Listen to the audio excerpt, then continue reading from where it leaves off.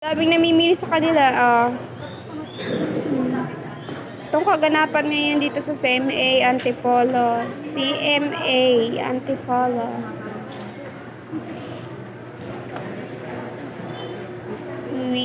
Waiting tayo. Busy ang si ating Mili. Ang partida nakangiti pa yan.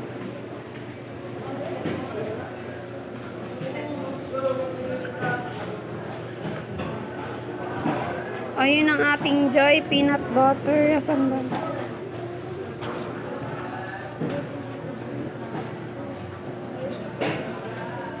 Ay, busy ate kasi nagsasalansan siya ng mga paninda. Naglilinis sila ngayon. Bumili na daw kayo sa store ni Mili. Mili Store. Yung mga paninda niya galing Kainta. Charot. Ang ganyan yung yung may-ari ng tindahan, no? Diba maganda? Maganda. Maganda na. Alanta na po kayo, te? Matanda ka na. Anong klaseng pagkatanda po? Gaga pala. Ayan, si nanay, bibili ng ano yan, nay? Anong bibiliin mo, nay? Muna ba yung paninda dito ni ate, nay? Aywan. Mabibili yan si nanay. Masarap kasi yung mga kakanin nila dito eh. Kakanin, mga bigas. Gawa sa bigas.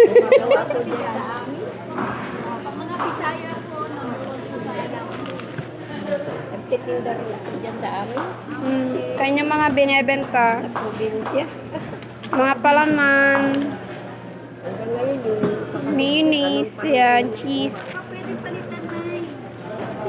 Palitan. Mga kanin. Mga kakanin. Ayun. Ayun ang mga peanut. Ayun. Ayun ang Joy Peanut Butter. Mabenta po. Ayun. Ang mga kanyang mga customer. Sarap pa kasi ang kanyang mga kakanin. Made in Kainta ang kanyang mga kakanin. Bumibili sa kanyang store.